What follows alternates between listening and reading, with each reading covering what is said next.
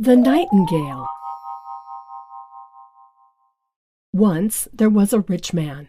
He lived in a beautiful house full of fine furniture. There were wonderful pictures on the walls, and everyone marveled at how great his house was. One day he saw a lovely nightingale. It was a beautiful bird. It flew in and out of the rich man's house, ducking and diving and singing.